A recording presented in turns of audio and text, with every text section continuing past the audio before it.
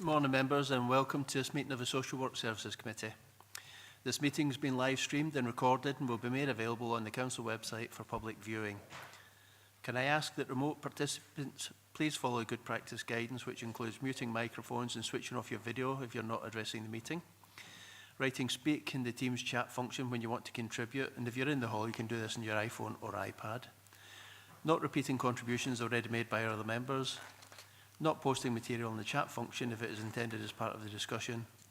And the usual standing orders apply, including that any votes will be taken by roll call. If any member online has to leave the meeting, please write leave in the Teams chat function and then join when you rejoin the meeting so we can ensure that the meeting is quorate. All members should speak clearly, taking their time and speaking directly into a microphone when making contributions. And when referring to reports, please provide reference to the relevant page and paragraph to allow everyone to follow. Please focus contributions on areas where clarification is required or to propose an alternative to a recommendation. Members will notice that when calling members to speak, I will refer to them formally using their title, e.g. Councillor Young, so that it is clear who are councillors and who by process of elimination are officers. Similar to the process now followed at full council, when considering motions or amendments which are substantive in nature, I will call a recess where necessary so that I may seek governance advice on competency. This is good practice in governance terms and will also provide for governance to be able to collate and circulate the terms of any motion or amendment to members in order that they have the opportunity to properly review it. I hope this process makes matters more effective and I seek member support in implementing this. Moving on to item 1, we've got Cerridant and apologies. Claire, can you please provide Cerridant indicating who is participating remotely and any apologies, please? Okay, thank you, Chair. We've got 16 members present this morning, 5 in the Council Hall, being yourself and the Vice Chair, Councillor Dorward, Councillor Jameson and Councillor Wilson. There's 11 members present on Teams, being Councillors Bell, Dashper, Davis, Drysdale, Heavy, Ingalls, Johnston, Jordan, Little, Mayo and Slater, and I've received apologies from Councillor Hill this morning. Thank you. Thank you, Claire, and I approve members' remote participation. Councillor Wilson. Thank you, Chair. Just to say that Councillor Stevenson's an apology this morning. Thank you. Thank you. Item 2, any declarations of interest? Does any member have a declaration of interest? Councillor Dorward. Morning members, morning Chair, thank you. Just a voting member of the IGB. Thank you. Thank you. I will also declare a statement of connection to the IGB.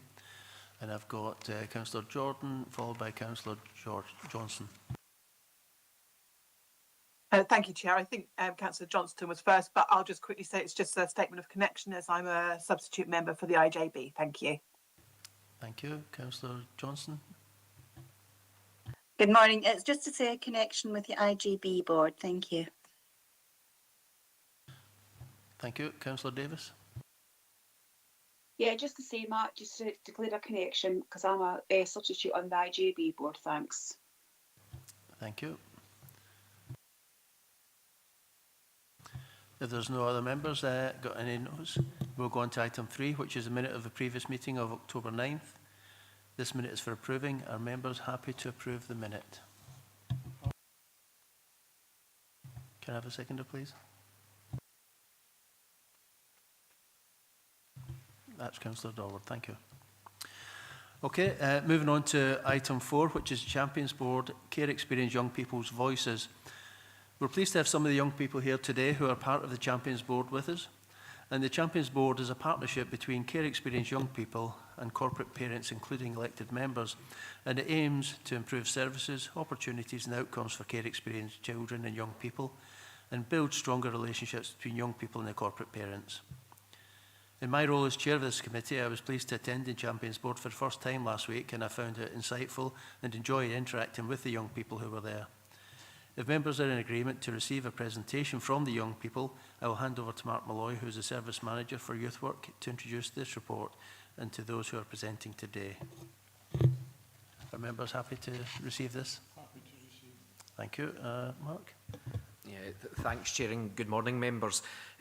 Today we're joined by two of the young people, Chloe and Dale, who are members of the Champions Board, and also Laura Kilty, who for the last year has been leading the work within the Youth Work Service to ensure that the Champions Board has progressed over the last year. I would just point out to members that the Champions Board is one strand of our Council's youth participation and engagement strategy, where we've got a rich range of opportunities for young people to have their voices heard across our organisation. And this, the Champions Board is one of the probably the most important, if not the most important, strands of our youth participation work to make sure that we can hear from our care experienced young people.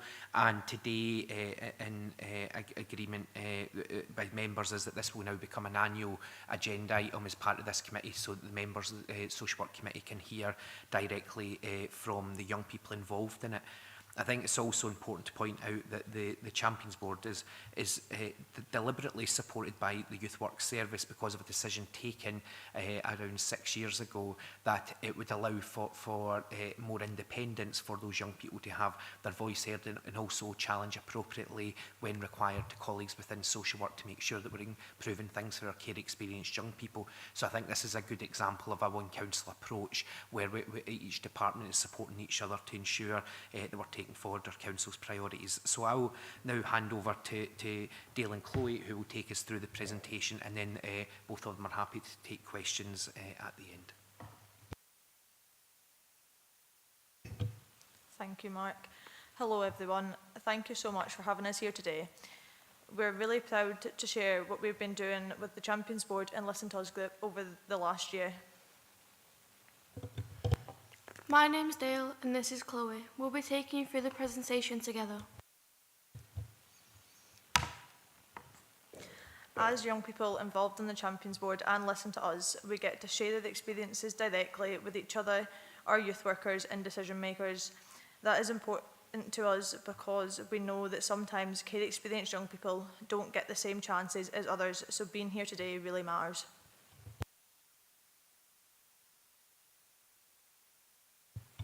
Today we'll give you an update from Listen to Us, explain what Champions Board gatherings are and talk about Social Saturdays. We'll also look back at what we've achieved in 2025 and share our next steps. Champions Board gatherings bring young people together with corporate parents, including counsellors, managers, NHS, advocacy services and police. These adults commit to listening to us and acting on what we say. Because care experienced young people don't always have the same opportunities, these meetings make sure we have a brave space to speak up about things that matter to most of us and talk about what we need from adults to lead a life that is safe, happy and hopeful. Social Saturdays are just for care experienced young people aged 12 to 25. They're about relaxing, having fun and being with people who understand. We try new things like cooking, art, music or outdoor activities. It's a safe space to build friendships and talk about what matters to us. For many of us, weekends can feel lonely or stressful. Social Saturdays give us positive experiences that other young people might take for granted. Listen to Us is our advocacy group. We meet monthly to talk about what is working and what is not in the care system. We design and improve services, run creative projects and make sure our voices are heard, and we share some of that with you in a bit. This is vital because care experienced young people don't often get asked what they think. Listen to Us, make sure their voices are valued and acted on.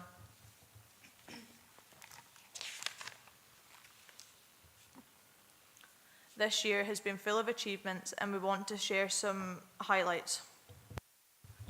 From projects to events, we've shown how young people can really make a difference. The We Care Bag project started last December. These bags are available for any young person in care, whether they're entering care for the first time, moving around care or just going through a tough time. We created bags filled with essentials like toiletries, snacks and small gifts. They're designed to give comfort and dignity during tough times. Thanks to Police Scotland funding and support from the Youth Work Service and NHS, we gave out 57 bags this year. For young people in care, small things like this can make a huge difference. When life feels uncertain, knowing someone is thinking about you and being kind means a lot. We design and write wee cards for each bag from one young person to another to let them know we're thinking of them, that they're not alone, and to keep strong. Our social Saturdays are monthly activities planned by young people for young people. We created our own bucket list of things we wanted to do this year, and we've had lots of things, including movie nights, cooking groups, team building days, wellbeing sessions, themed days and away days. It's all about creating positive memories and safe spaces to build friendships and confidence. For care experienced young people, these opportunities help us feel included and give us experiences that we might not otherwise have. We've been working on producing a film called In Our Hands. This shares real stories and experiences from young people about their journey in and through care. Its main aim is to drive forward better practice. We plan to show the film to professionals and hope that they consider what they could do differently to improve the experiences of young people. It's in editing now and will be released early next year. In June, we held our annual We Care event with over 100 young people. We had workshops about what good care looks like, what we need from corporate parents, and how communication can be improved. We used the feedback from young people to inform our action plans, so we're not just asking for their views, we're listening and working hard through the year to make things better. And of course, fun activities like music, fairground, challenges, competitions, market stalls and the Scran van that kept us fed all day long. The We Care event is supported by the Youth Work Service and partners including social work, education and third sector. Young people helped redesign the corporate parenting plan to make it more accessible. We chose visuals, icons and simpler words that we felt made it more welcoming for young people to read.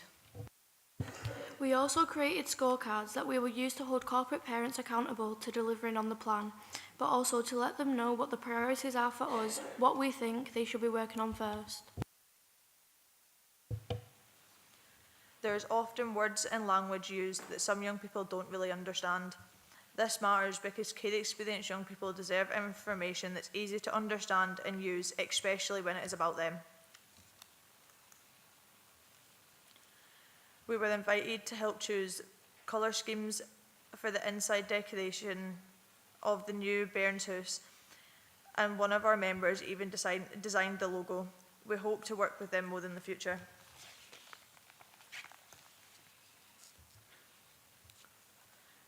This summer, we organised a 6-week programme funded by the Council's Summer of Play Fund. We wanted to make sure young people had positive opportunities during the holidays. We went to Level X in Glasgow, Galloway Activity Centre and camping, as well as cooking sessions, crafts and music. For care experienced young people, holidays can sometimes feel long or isolating. This programme gave us fun experiences we might not otherwise have. It is definitely something we want to build on in the future and during school holidays. We also connected with the Youth Council, attending 2 meetings this year. We raised issues like study spaces, apprenticeships and transport. This made sure care experienced voices were heard in wider youth discussions. To reach more young people, we promoted the Champions Board and Listen to Us at youth baits, school fairs and even recorded a podcast episode. For next year, we will keep offering regular sessions where young people can share their views. We'll continue developing campaigns and we will launch our film In Our Hands. We'll keep working to strengthen partnerships with corporate parents, plan next year's We Care event and recruit new members. We want to improve communication to young people and professionals with updates, newsletters and social media. Most importantly, we'll keep holding corporate parents to account, making sure they deliver on the promises in the corporate parenting plan. And finally, we want to say a big thank you to the Social Work Committee for inviting us here today. Opportunities like this means a lot, and we hope that it can happen more often. Thanks Thank for you for listening. listening. Yeah, thank you both very much. That was a very comprehensive overview, I think, of the last 12 months and expressing your views in relation to how you engage with us as corporate parents. I'm going to open it up to members for comments or any questions. Councillor Dorward.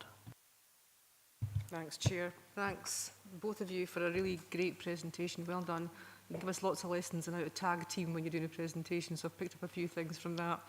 And one of the things I totally agree with is that you become regular attendees of this committee, so I think that should be something that gives more of us an insight into your world, which is great. I mean, I am part of the Champions Board, know you both. I think it's great that you're here. And regarding the Champions Board, one of the things I'd like to say, it's one of the best opportunities to honestly connect adults and looked after children in this council. Because what you get out of that is a space for candid reflection. It's very emotional, but that's okay. It's powerful, it's insightful, and it leads to different thinking on how we do things. So I think long may that continue, and that's a safe space that should be treasured and promoted. So thank you to youth workers who do it, and thank you to you guys who attend, because it's a very open and honest conversation that we don't have in a lot of other spaces. I think it's really, really great. Other thing I wanted to talk about, just to sum up, is the scorecards. I think that's a great idea. It might be a bit challenging for us, but I think it's a great idea, and I'm sure other areas would love to do that as well at the same time with elected members and senior leaders. So I think that's I'd like to find out more about that, but thank you so much for the presentation. It was fantastic. Cheers. Thank you, Councillor Dorward. Any other questions? Councillor Jameson. Yeah, thanks very much. It's really insightful. I'm always impressed with what's done. What I would like to ask of you is what more can be done to make sure that we listen to your voices, but not just listen, that we hear it and we act upon it, and we have a candid discussion, so that we're actually taking on board what you're saying, and it has some effect on us. It makes us think at the very least. So is there anything more that you feel that we could do?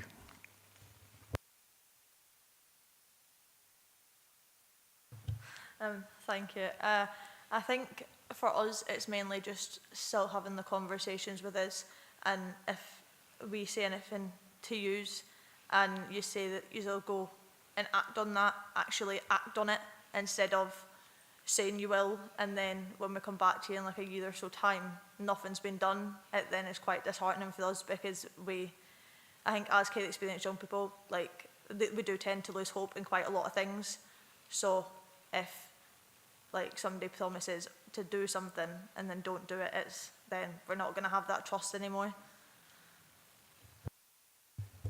So what you're saying is we need to be more accountable, and that's up to you and your mentors to actually, flag it up. If we're not taking actions on what we said we're going to do, then we're culpable. So we've got accountability, but sometimes we miss things.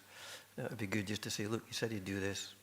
Why, when? And that would be really helpful to us, because you can see we've got piles of paperwork, so we just sometimes need a wee nudge. Oi, you said you would do this and you've done nothing, and that's within your power. Thanks. Thanks, Councillor Jameson, and I'd like to endorse the comments of Councillor Dorward. I think it's great to see here. I went to my first Champions Board the other night. I find the interaction between the young people and the youth workers, I think it's excellent, and there's obviously a lot of trust there, and you support each other very well and work well together. So I'd just like to thank you, and thank you again today for coming along. It's really good to hear, for us to hear firsthand your experiences and your concerns, and probably we're more about hearing what your concerns are, because that's how we make things better. So thank you all. If there's nothing else from members, then we'll move on to recommendations.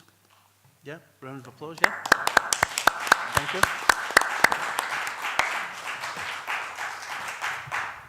Our recommendations were to receive a presentation, which we've done, and to receive it on an annual basis, which has been endorsed. So thank you very much.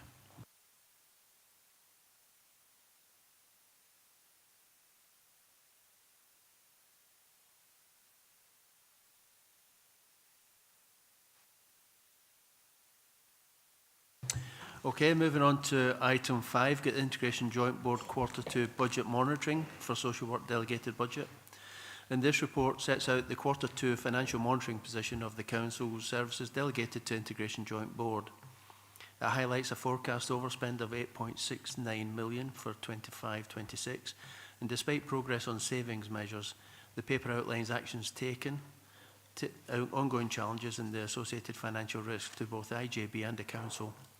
Members are invited to note the position and the recommendations presented. We have Sean Barrett and Glenn Mooney who are with us and available to take questions. And I'll open it up to the floor to questions. Thanks.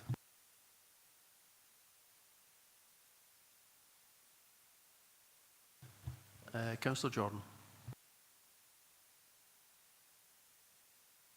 Thank you very much, Chair, and thank you for this report. I wanted to just ask a couple of questions, if I may. So page 22 into 23, it talks about recycling of care based on previous week's care reductions. I wanted to ask for an explanation on what that is, and also how is it introduced, and how it's introduced additional operational pressures. And then I have another question on page 23, paragraph 4.5. What does this mean for those receiving care? What's changed? So this is about the older people and how the processes have changed, the controls around authorisation of care. So I just wanted to ask what the impact of that is on our older people. Thank you. Okay, thanks for that. I think there's two parts to that. So Sean, can you take first part, please? Thank you, Councillor.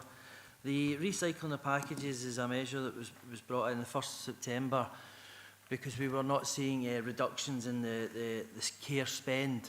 So we brought in a 50% recycling and 90% recycling in the care home market. So in the care at home market, it quite simply means we were tracking on a weekly basis, almost daily, the movement in care. So if we see 100 hours drop in 1 week, the following week we allocate 50% of that, which is 50 hours, to the care that has came through and has been assessed as critical.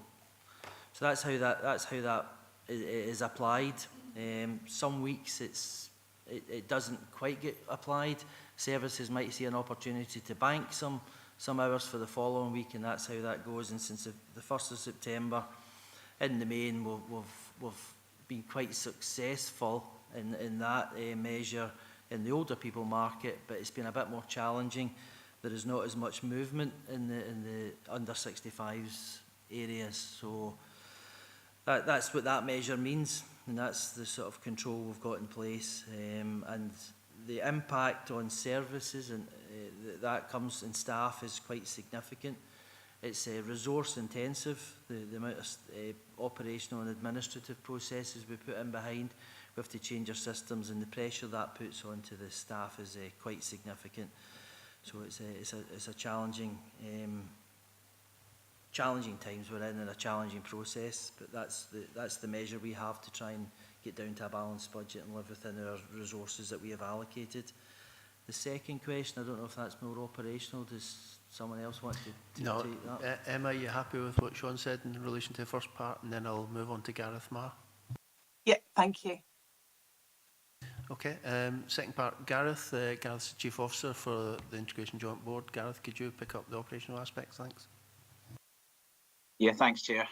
So really just following on from what Sean said, it is an incredibly difficult position then from a service delivery perspective. So we're obviously meeting less, we were providing less care than we were this time last year. We're seeing a reduction in the number of care hours being delivered as we try to deliver that balanced budget. So we're seeing an increase in the unmet need that we're carrying within the community. We're seeing an increase in the eligibility criteria in terms of who we do deliver care to. There's obviously knock-on effect across the system in terms of people are then delayed longer in hospital, awaiting care packages. We've got people on kind of discharge to assess pathways that then have to wait on that because there's care packages aren't as available as they were previously. So that's particularly difficult in the older people's market in terms of the care that we're delivering there, because there's such a high volume and a high number of people that need care in that space. As Sean said, it's been slightly different within the complex care and mental health and physical disability space, where we're moving more into that kind of critical care space, where we have had some care previously that was maybe looking at kind of quality of life and other support structures that we're now having to go to a very kind of strict criteria in terms of the care that we provide. As you see, it was quite a significant overspend that we are trying to look at dealing with. I think the original projection for the start of the year was around the 14 million, and we're now projecting, as Sean says, in the 8.6 million. So we are trying to come back towards a balanced budget, but it is having a significant impact on people in Dumfries and Galloway. There's no way to get away from that, unfortunately. Councillor Jordan, you okay with that response? Thank you, Chair. Yeah, I mean, obviously it's very troubling, but thank you for the response. Thank you. I've got Councillor Little followed by Councillor Dorward.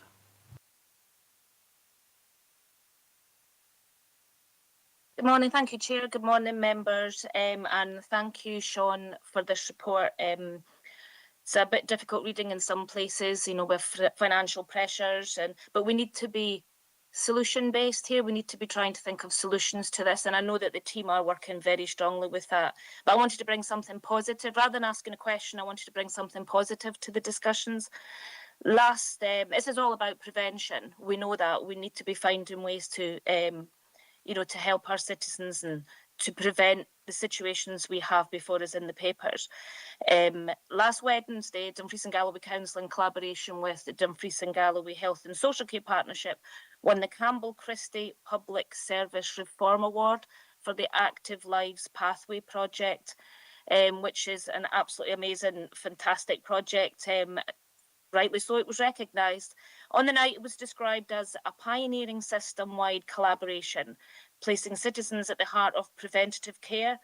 This is a scalable model of prevention and early intervention, empowering healthier, happier lives while reducing demand on our services. So this is the way we're going. This is the way we should be going. It's a solution. And I know we're sort of adopting things like that right throughout the council, but I just wanted to congratulate all that team for the hard work they're doing, and to prove that we are solution-based here in Dumfries and Galloway. We do have all that work ongoing, and I just wanted to highlight that. Thank you, Chair. No, thank you for that, Tracy. I've got Councillor Dorward. Thank you, Chair. Thank you for the report. Extremely sobering.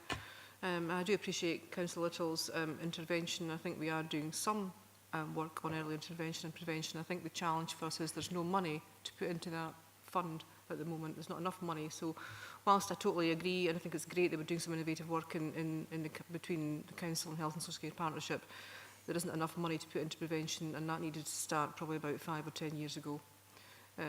But we are where we are. So where we are is quite sobering and actually quite disquieting. Gareth, thanks for your candid reporting on that. But it seems to be what you're saying is that in terms of recycling capacity, we're moving to those that require critical care and focusing on critical care packages as opposed to anything else. So people that don't require critical care will not get first dibs in all these sections. And I know it's primarily about budget monitoring here, and I welcome the report. But we're almost viewing people as financial commodities in this report. Our older people, our most vulnerable people, and I'm like a repeating record, I say this at every single committee, but our most vulnerable people are being denied service provision, is what we're effectively saying, in a nice way, because those who don't require critical care are not going to get the service provision that they perhaps got last year. And the budget itself is quite sobering, because at Enabling Customer Services Committee, was it last month or a month and a half ago, we were sitting at 6.5 million overspend, and a month later we're sitting at 8.68 million overspend. That's a month. Now, where are we going to be at the end of the year if that's a month? We're not saving the money. You know, despite the fact that I know everybody's working really hard, this is not about staff trying to do their job, because we have to make savings and cuts, I know that, and that's horrendous that we have to do that for our most vulnerable people. But despite that, the budget deficit is going up again. And that's really important. If you look from a budget perspective, that's really challenging for the council because we have to provide that money. But if you look at it from a moral perspective, which we need to look at it as well, I know it's hard because we're dealing with finances here, that's taking services away from our most vulnerable people. So we're talking about our older people, our people with physical disabilities, those with learning difficulties, those with additional needs, and mental health. And we're talking about here, and I'd like to define this, in the report itself, we're saying that we've got expensive care agencies. Have they just become expensive, or have they always been expensive? I don't know what's the difference between last year and this year. And we've also got, in terms of learning disability, we've got expensive residential care home placements. They've always been expensive. What's the difference now?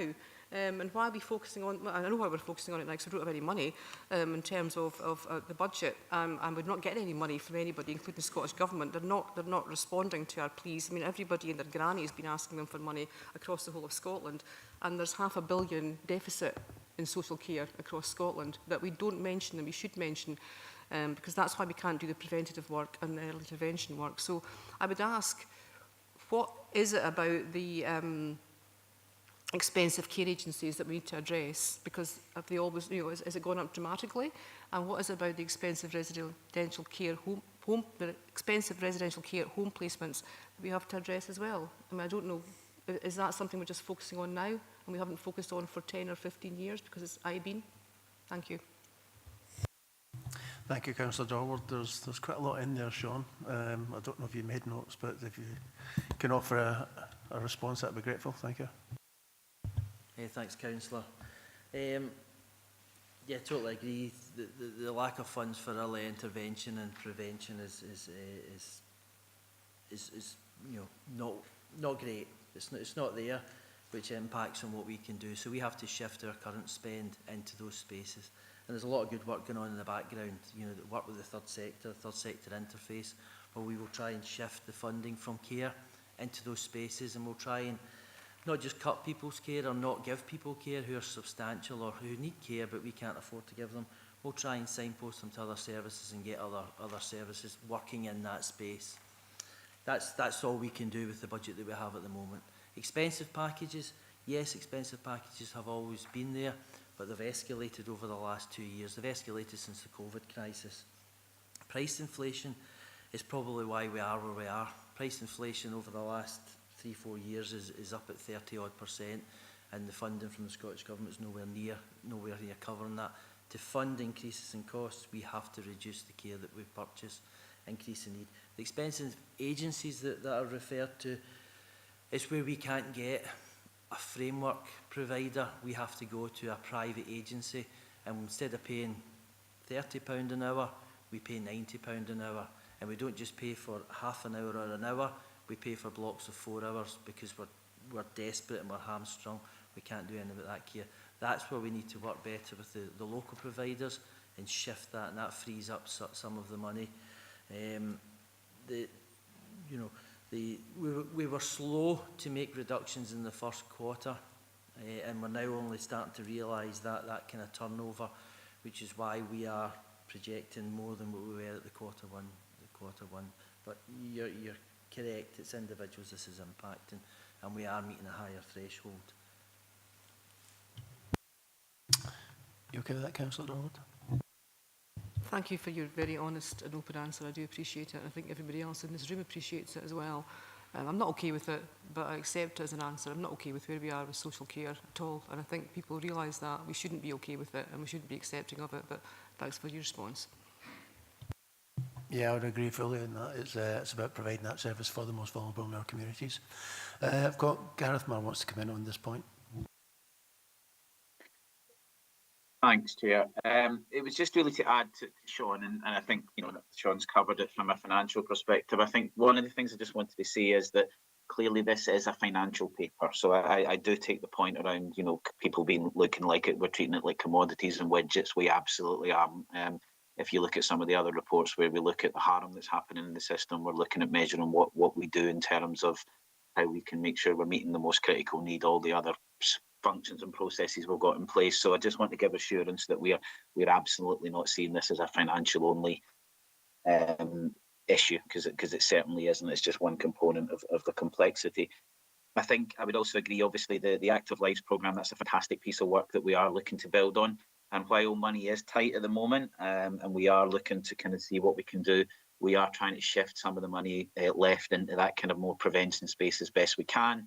But would completely agree, you know, we should have been doing this for quite a considerably longer time than we have been. I think the Christie report was 2011.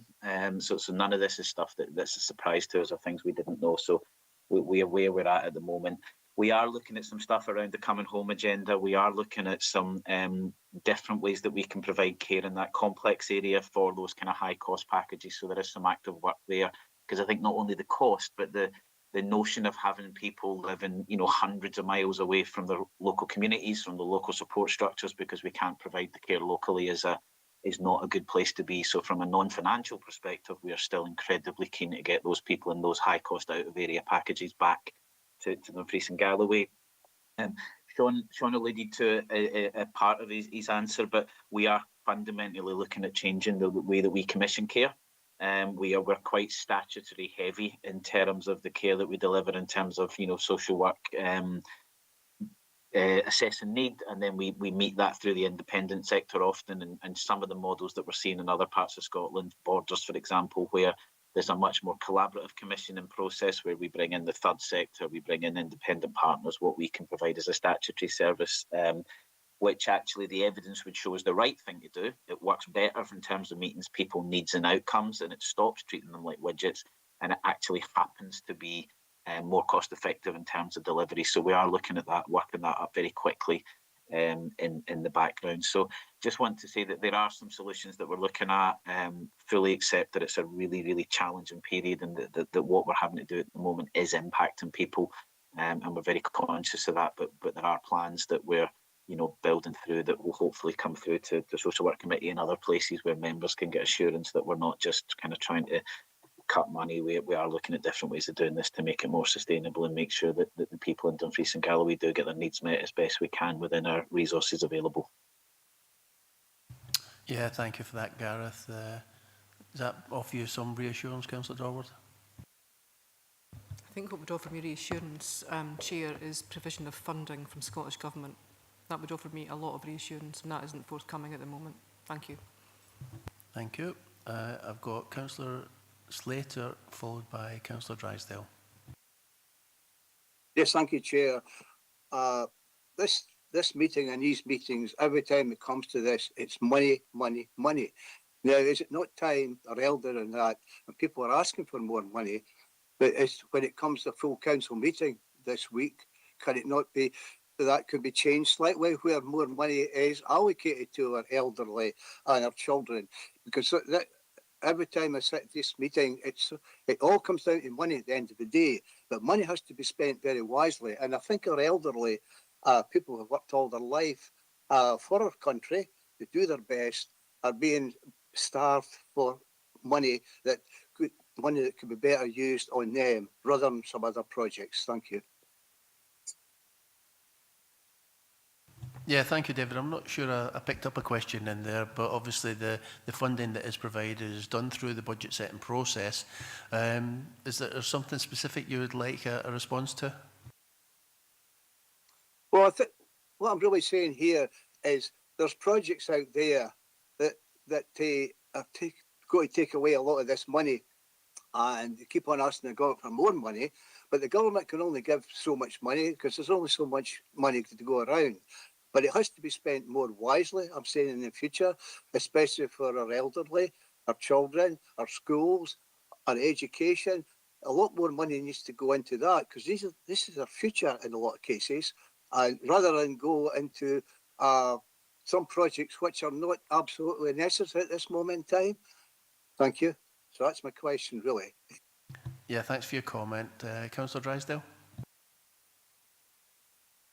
Thank you very much. Good morning, Chair. Good morning, members.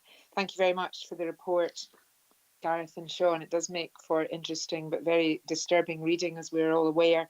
The knock-on effect of delayed discharge to everyone in society is massive. You know, the poor patients get labelled as malingerers and all sorts, and all they want to do is get home when they're ready to go home. I know, Gareth, you've been really forthcoming and helpful and are willing to think out of the box, as I know Stephen Morgan is as well.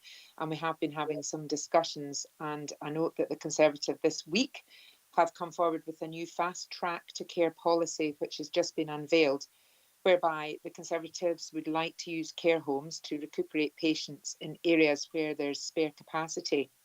But unfortunately, as we are well aware, in Dumfries and Galloway, we've actually only managed to procure 22, and I think it might actually be down to 21 beds now out of the 31 proposed beds in our region, and all of our care homes are under threat. So we've got to think out of the box, and therefore I was just going to ask Gareth and Sean if they've had any updates as to any movement forward with our care homes or any alternative ideas they may have. And I was just going to present through yourself, Chair, to members that in the recommendations at 2.5, we want engagement with the NHS and the Scottish Government to address the system-wide pressures, but we actually have the autonomy to be able to do something different in our own communities through our own IJB and our own NHS to actually reduce the cost per night for care. It's a lot more expensive to keep somebody in a hospital bed overnight than it would be to put them into some care homes, depending on the price, but also, as you know,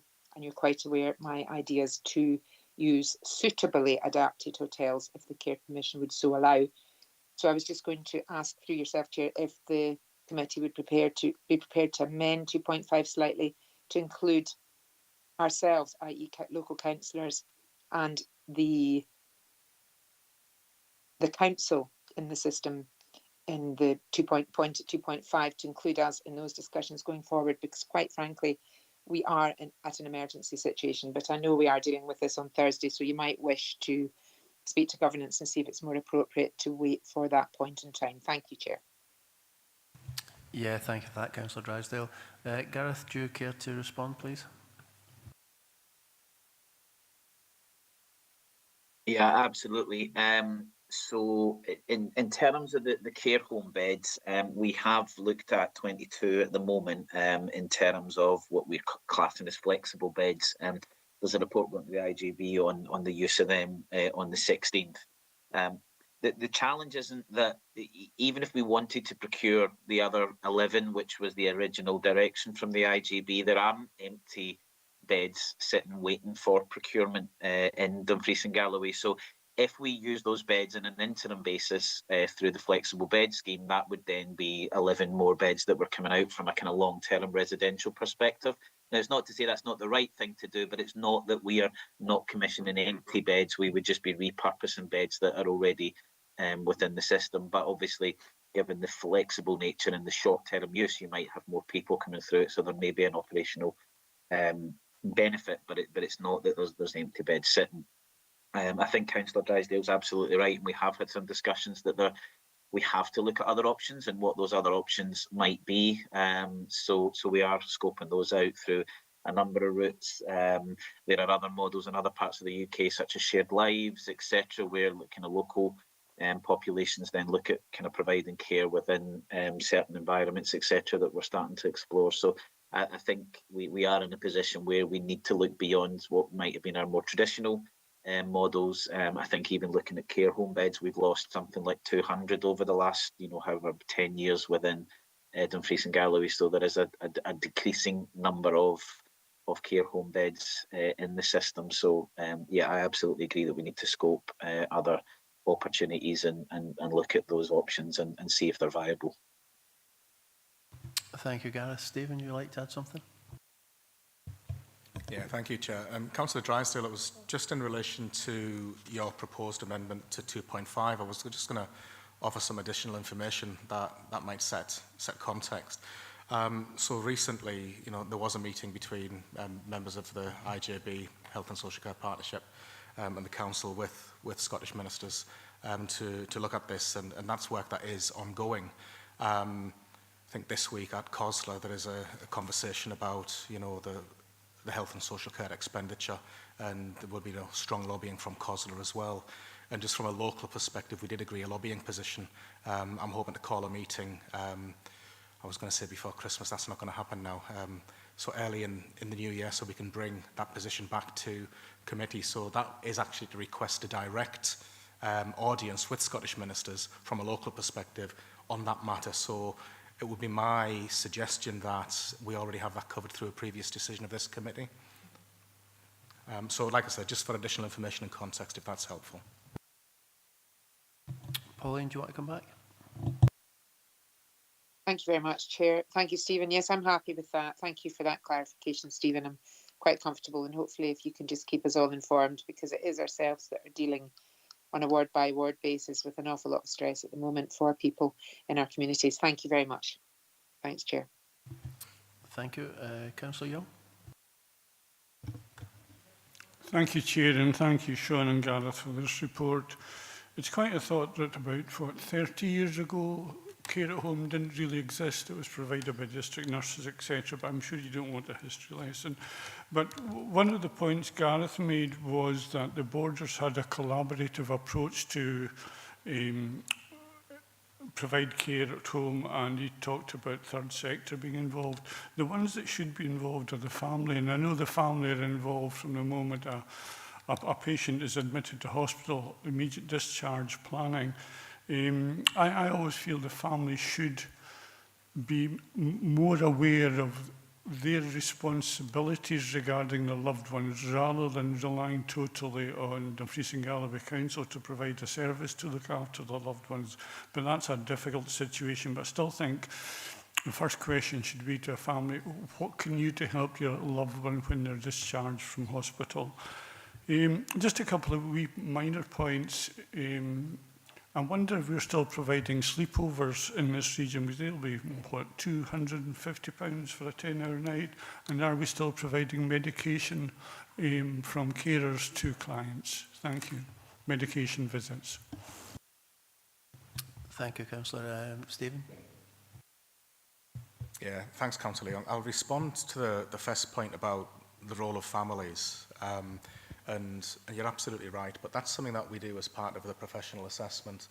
It's relationship and strength based, and before we assess anybody who might require social care support, we do exhaust all other options, including family. Some families are able to do that, some families are not. So that is actually part of the process that we go through. So families are at the heart of this, and quite often those family members are also unpaid carers, where we have a secondary, well, not a secondary, an additional statutory duty to meet their needs.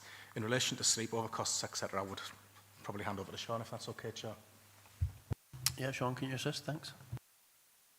Yeah, thanks, Councillor. Yes, we still have sleepovers. We have 31 shared sleepovers across the region, where up to 10 people can be benefiting from that sleepover. Sometimes there's a wake and night in place as well, and we've got 41 individual sleepovers across the region. Total cost about £4 million. We are working on various tech projects to see if we can reduce that safely, so that the person utilises different technology and tries to either take away a wake and night that isn't required, or the sleepover may not be needed. So there's quite a key focus around about that, and obviously housing has an impact on your ability to share a sleepover. So these are things that we're very aware of, and areas that we're trying to reduce spend on. Thank you, Sean. Councillor Herb Young, you okay with that? And sorry, Sean asked about medication visits. Are we still providing carers to deliver medications to clients? Thank you. Okay, if there are no further questions, can we move to recommendations? Councillor Ingalls. Thank you, Chair, and good morning, members. It's really just sorry to come in a wee bit late there. Just a quick question. How confident are we? I mean, social work is in crisis. If there's anything this report highlights, it's that. And I'm just wondering how confident we are that the IJB will be able to balance their books without funding from the council for this year, because if we have to supply funding to the IGB, then that's going to impact frontline services from the council's perspective. And also there's a real raft of saving options that need to be looked at through this paper. And I'm just wondering how we prioritise those saving options so that it's not, I mean, they're all going to impact frontline services from the social work services point of view. And very vulnerable people are going to suffer from that. So it's how do we mitigate that? You know, if there's already been a process put in place that we can identify those savings or. Thanks, Chair. Okay, thank you, Councillor. Just a quick comment. You said about if we are to put the resource into the IJB, then it will damage frontline services. This is for frontline services. It's just being directed through the IJB, so it's still for frontline services that are the responsibility of the local authority. But I'll pass over to Sean to see if he can give you some response to that. Yeah, thank you. The forecast is an £8.69 million overspend with the savings in this paper being delivered.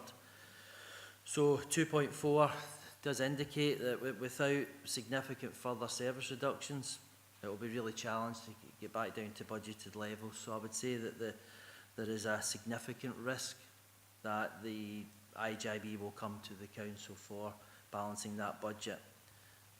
But 2.4 says significant further service reductions will be required to get back down to budget. I don't think I can say much more than that at the moment. Okay, thank you, Sean. Councillor Drysdale, you want to come back in? Thank you very much, Chair. Just one last point to make. I just wanted to say, or make the point to Sean that I'm quite aware of the amount of work that you've all put into the new responder service across the area. It seems to be quite an effective method. I think it's called Ethel, whereby patients who used to get a full care night service might be able to use Ethel, which obviously is a huge budget saving. So I just wanted to congratulate yourself and the social work team for the work you put into that. And I just wanted to quickly ask, if a patient wasn't responding well to that service, Stephen, would they have the ability to move into a shared unit if there was space available, so that at least they didn't feel they were totally alone through the night if they had certain disabilities, etc. So rather than just using Ethel in a standalone unit, they could possibly use it in an actual shared unit, if you know what I'm trying to say, a co-shared, a cohabitated unit to make them feel a bit more comfortable. Or are we really short of spaces in those sorts of units? Thank you. Thanks, Chair. Thank you, Councillor. Stephen? Yeah, thanks for the question, Councillor Drysdale. The use of digital and other telehealthcare kits is fairly widespread, but it is something that we need to increase and improve. What I would say, though, is we never use those digital solutions exclusively or in isolation unless it's the absolutely right thing to do. So if somebody doesn't respond to that digital support, we would always fall back on the social work assessment and look at alternative ways of delivery. If that included somebody moving into a different level of supported accommodation, if that was the need, that's something that we would certainly consider. So hopefully that answers that question. You okay with that, Councillor? That's really helpful. Thank you, Chair. Thanks, Stephen. Okay, thank you. Doesn't appear to be any further questions, so we'll move on to recommendations, please. 2.1, note the financial position for Q2 as at the end of September 2025 and the potential significance of Integration Joint Board overspending on services delegated by the Council in 2025-2026, which is currently forecast at an £8.69 million overspend. 2.2, note the current progress of identified savings as detailed in section 4.4 and the level of additional savings that still need to be identified and delivered in this financial year to bring Council services delegated to the Integration Joint Board back to a balanced position. 2.3, note that while the responsibility for decision-making and budgetary control for delegated services is the responsibility of the IJB, the current forecast position represents a significant financial risk to the Council as, under the agreed integration scheme, the IJB would request additional funds from the Council to balance the budget as referenced in section 4.13. 2.4, note that significant further service reductions will be required to bring the service spend back down to current budgeted levels. And lastly, 2.5, note that engagement with NHS and Scottish Government to address system-wide pressures alongside new care delivery models will be required to achieve sustainable financial balance. Can we agree with those? Thank you. Moving on to item number 6 then, we have Social Work Services Revenue Budget Monitoring 2025-26 for the period ended 30th of September 2025, which was quarter 2. And this report provides members with financial performance against budget for social work services revenue for 2025-26, including the significant pressures and increased demands that have impacted on the social work services position during the year. And we have Janet Sutton with us to answer any questions. Janet, is there anything you would wish to add before we start? Thank you, Chair. If I could just refer members to 4.5, where the number of children in placement at the 31st of October is 35. I've stated that that's 6 above the target, the budgeted target level of 28. Unfortunately, that figure relates to the forecast position of 34. Apologies to members. Thank you for that. Members' questions? Councillor Wilson. Thanks, Chair. It's just with regards to the forecast overspend for children's residential placements and the fact that that actually may increase further. And I was just looking, well, I'll be like everybody else, so I'm looking at the budget consultation paper for Thursday, and one of the operational savings options is to reduce the number of children in external residential care with a saving in the year 26 to 27 of £250,000, rising to 1.6 million come year 28 to 29. So I'm just wondering if that is, do we think that's ever going to be achievable? Thank you. Charles Rocks, please. Thanks, Councillor Wilson, for the question. Yeah, this is always a bit of an unpredictable area of spend historically for social work services in regards to care and predicting that. Where the sort of aspiration and ambition is around this is that the number of work streams that we stepped up will be profiled through committee that we feel going into 2026 and 27 will have the greatest level of impact. And that's just around the additional level of intensive family support around children of ages of care, the impact that will be. That was an additional service and team that was implemented and launched only 12 months ago. And that team has been forming and has already achieved some really good outcomes in terms of the numbers that we've seen reduce coming into care and welcomed into care this year in comparison to the previous year. However, what we have on the other end of that is what we call as the throughput and transition of children's transition back into independent living, supported accommodation. There's capacity building we're doing in that area that will come into 26, 27. In addition to that, we're doing a huge amount of work with our RSLs and about the housing support options that we need to do to ensure we reduce the risk of homelessness for children and young people. We're trying to make sure we're reimagining the sort of support model around preparing children and young people for moving on, to make sure that we are absolutely honouring our obligation to them around continuing care, but seeing continuing care through a different lens. In addition to that, we know that we've got another work stream going, which is part of the request for committee to look at increasing our own influence of residential care within Dumfries and Galloway as a whole, because one of the challenges we've got is the number of young people we have out with the region in external residential care, that we are slightly at the mercy of the host local authority own housing support model.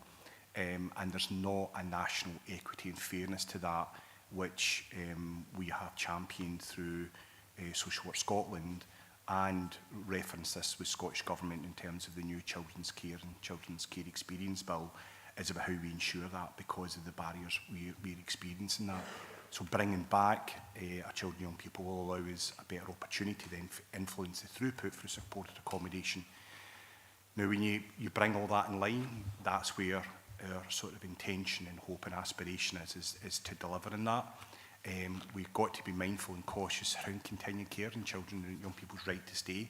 they have rights in this area, which one or two of our young people have championed in terms of, I'm not ready to move, and we've absolutely respected and supported that.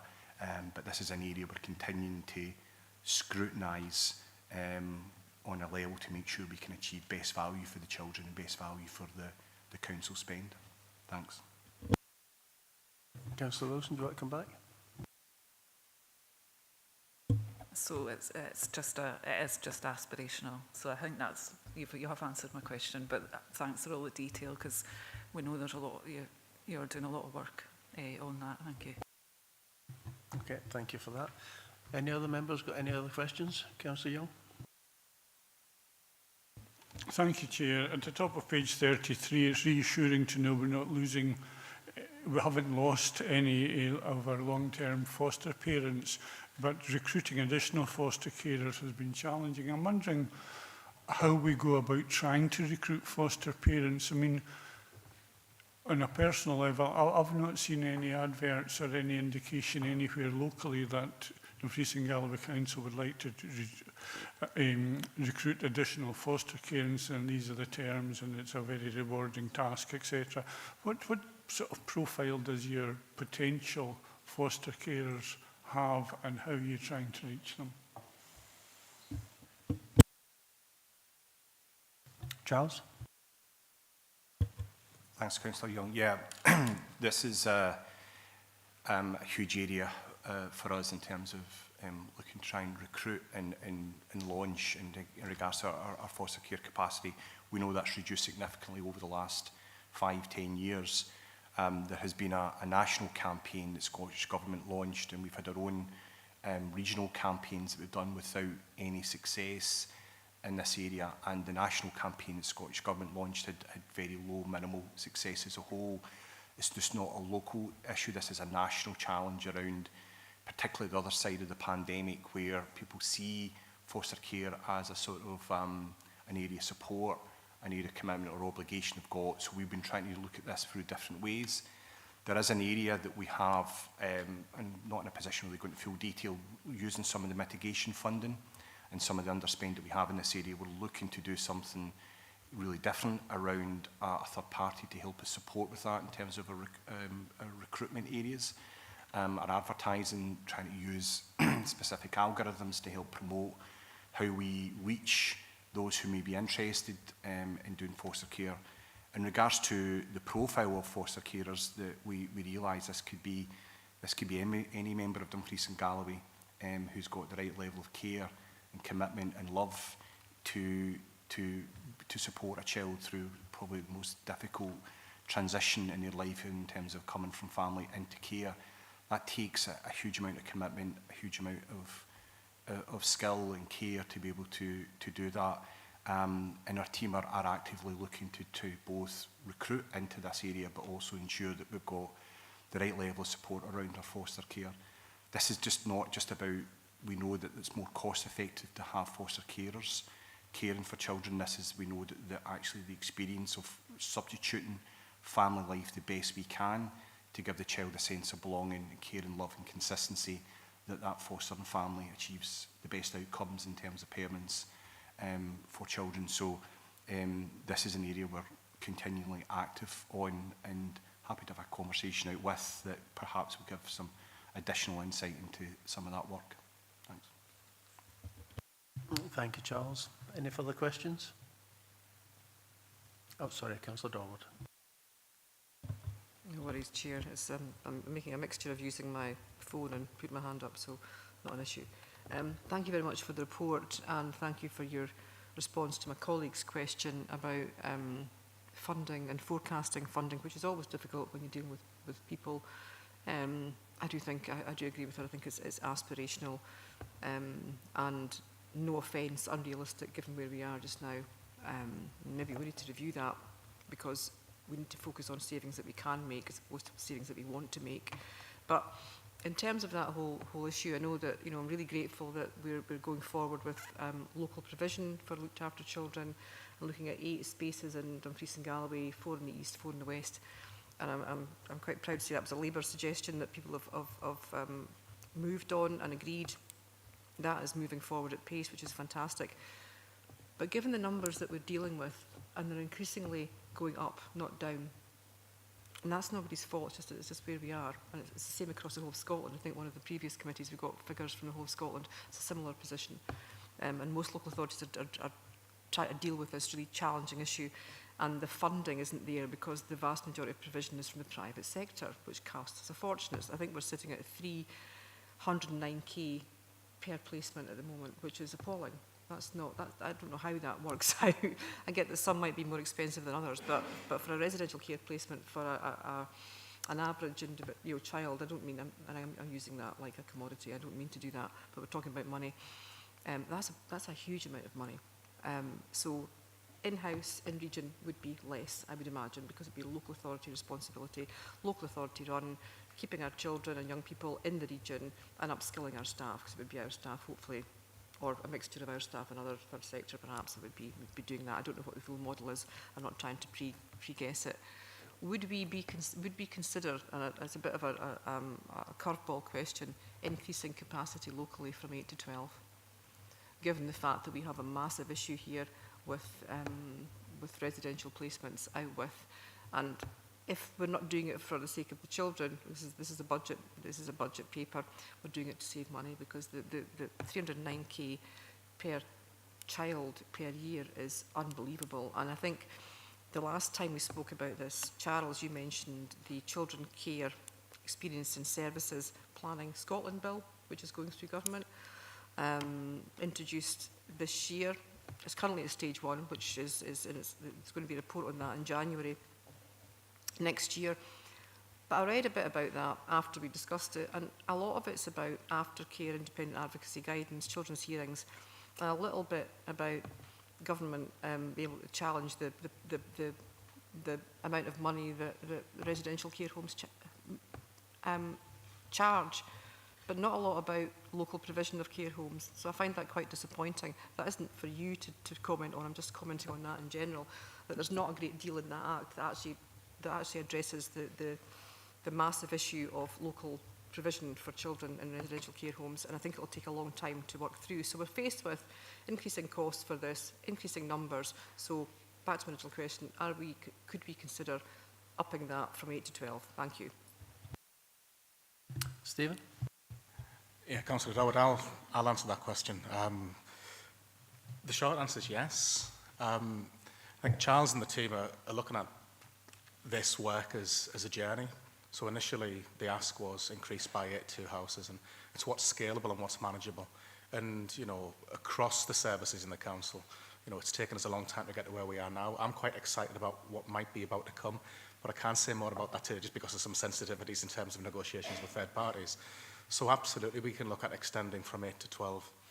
But I think we've got to look at what would the quality of the care in those new houses look like, and can we make sure that we can recruit the right staff to the right positions so that we don't fail in terms of trying to do too much at once.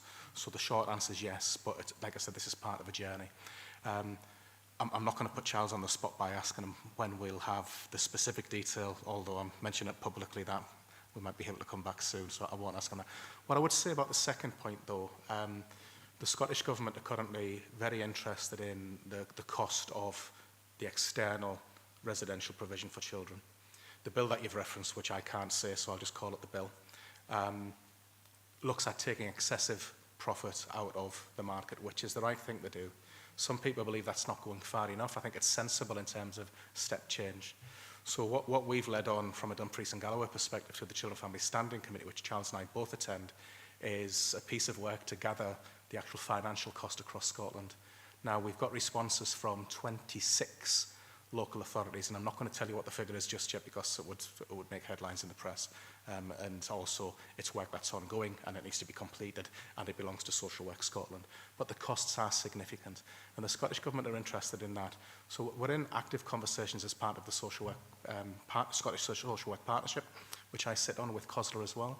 So we are looking at this from a national perspective, and it's actually on the agenda, whereas it hadn't been on those national agendas previously. So the work is ongoing. There's things that the general public and yourselves as elected members won't necessarily see, but I can assure you it is actively in the minds of COSLA, of Social Work Scotland and of the Scottish Government as well through the new National Social Work Agency, which is in its shadow year.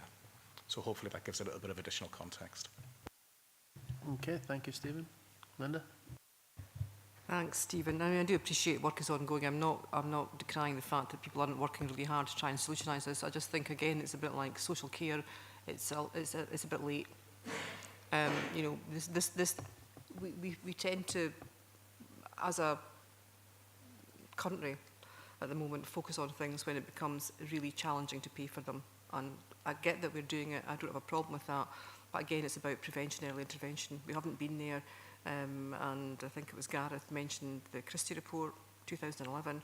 We haven't done it. We're doing it now, but my concern there is, and I thank you to everybody who's doing that work. Thank you to social workers across the country, civil servants, Scottish Government, but we are 14 years too late, and we need to focus on this region, the cost that we are paying out, and what we need to do in the short term and the long term, but in the short term to look at how we can actually, one, give our children the best care that we can, and two, save money, which is what we're trying to do. So thank you for that, Stephen. I appreciate it. Thank you, Councillor. If there are no further questions, I'll go on to the recommendations. Members are asked to 2.1, note the ongoing pressures within children residential placements, which are forecast to result in social work services returning a £477,000 overspend at the end of the financial year, as shown in Appendix 1. 2.2, note the risk that this projected overspend may increase further should demand for children residential placements continue to increase, and that this position will be subject to increased scrutiny and close budget monitoring to seek to manage this risk and contain spending within the allocated resources. And 2.3, note that the service will continue to bring forward further reports on how the increasing pressure on children's residential placements will be managed and addressed over the upcoming period to ensure that expenditure is contained within existing resources. Members agree? Thank you. Moving on to item 7 then, it's the Social Work Services Data Report, and this report is to provide members with an update on social work services activities for financial year 25-26, quarters 1 and 2. Over this period, data evidences consistent high level of activity with high level of findings from the analysis set out in the main report. Charles, Rebecca and Avril will be happy to take questions. Anything you wish to add before we commence?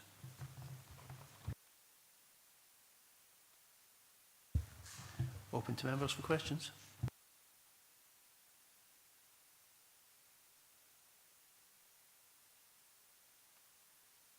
Councillor Jameson, George. Thanks very much. I'm referencing page 43, 4.22, Children and Family Social Work, and also to page 58, which is in the appendix. My question refers to early intervention and the One Council, and it's a bit of a rhetorical question. I'm going to ask it again. How well and effectively do we collaborate across services, particularly social work and schools at all ages? It's mentioned here that young people aged 12 to 15 are the most common age group for looked after children. I'm wondering, this is not a criticism, it's a genuine query. How closely are we working through early learning and childcare, primary school, secondary school, to try and identify issues within families that impacts on the school and actually resonates and is first identified in schools? School staff are quite stretched as our social services, so how can we, or do we, collaborate effectively enough for early identification and then early action collaboratively between the social services, maybe mental health, and primary school teachers, early learning and childcare, and in the secondary school guidance teachers, so that we can support all the staff involved to support the children that are most vulnerable, so that at 12 to 15 we're not having real issues with children, local employability partnership, things like that. Have to pick them up, because they're picking them up often when the damage is done. And I'm not saying it's easy, but teachers can identify children that have got problems maybe before social services, so, and vice versa. If children, even foster children, are moving into the area, how effectively do we support these children in schools to manage these particularly vulnerable young people. So the question really is, are we effective enough in that communication between family, social services and school? Thank you, Councillor. Stephen Morgan. Yeah, thanks, Councillor Jimson. I'll give an initial response, and through the chair, Charles may want to come in and give some additional information. So this issue comes up time and time again as social work and other committees, and rightly so. I think what I need to be clear about here is that the Getting It Right for Every Child framework, which is in Scottish law for children, is the overarching policy and practice framework that we're speaking about here. And that predominantly lives for most children and their families in universal services such as schools and the health system, and in their communities as well. And when a youngster has a need that can't be met by his or her family or those universal and community supports, that then triggers the formulation of a child's plan at that appropriate level. So all of those children who have an increasing level of need, and that's been identified in that arena, they have a formal plan of support, and schools and health services, etc., utilise that Getting It Right for Every Child framework. So for the vast majority of children, social work, thankfully, go nowhere near them because we don't have to. But when it gets to that critical point where the ordinary supports available through universal services are being exhausted, and social work might be able to come into play, that's when we're asked for a social work assessment as part of that process. So when we need to become involved at that level, we do, and we work well. Where we're not evident is in that universal services slightly increasing concerns, because from a statutory perspective, social work doesn't get involved at that level. And that's why the Getting It Right for Every Child framework in Scotland was established was to try and bridge a gap that was around previously. So just in terms of general context about the policy framework and the practice frameworks, that's what we have. But through the chair, happy to bring Charles in if he wants to give any more detail around the local perspective on that.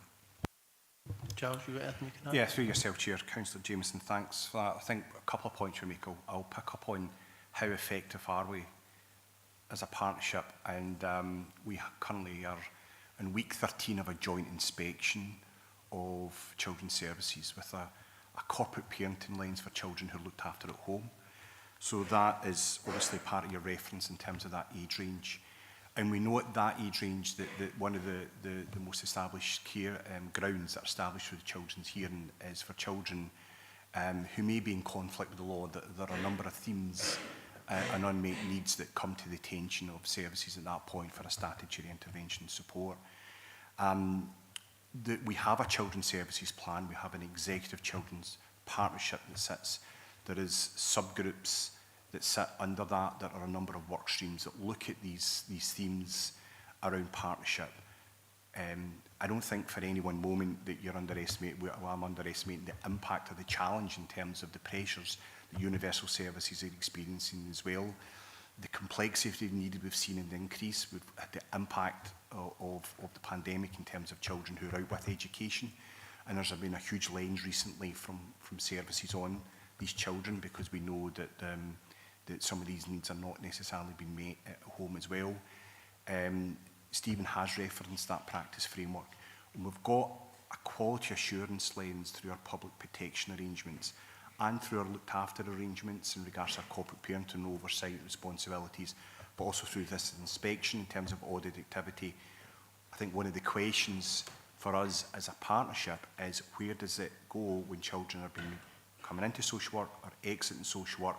That early intervention model, children's plans, how effective we are in that space.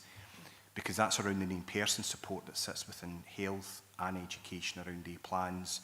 There are times in terms of capacity pressures, can social work get to that oversight in terms of when there is areas of vulnerabilities being noted? Because currently we work on average at any one time between 1,200 and 1,400 children. 300 of the children, or around 330 of the children, are looked after children. Around 40 children are currently on our child protection register. There's a huge number that we support in that GIRFEC space, that space we've got in voluntary plans, that we need a partnership around that. How effective that is also as a result of the pressures that social work face in terms of the time and capacity that they can actually intervene. So sometimes that social work might be excellent in a family's life, but actually they may come actually back into a social work service very quickly. So there's a big wider aspect of that that has an impact. And the final point I would make is around the whole family lens. And I think that's one of the area, probably give an insight into where we want the direction of our new children's services plan to go, is that local policy that connects both the team around the parents in terms of their needs and requirements to the team around the child. And it's going in to make sure that the adult lens of adult supports, particularly around addiction services and mental health services, homelessness and other factors are there, and the child is seen and visible in terms of that's a family support, rather than it's just seen through the lens at times in terms of delivering supports for the parents themselves. Because if we can improve in that area as well, we'll have a better outcome. So that's a whole family support lens that we're looking to vastly improve on going into 2026. Thanks. Yeah, thank you, Charles. Councillor? Thanks very much, Charles. And your last comments are, for me, really relevant, because if you've got a problem child at school that have got support, if parents and they can offer advocacy on behalf of the child, then it's much more easy. But if you've got a child that's having problems, whatever the problems may be, with, and I use this word very, very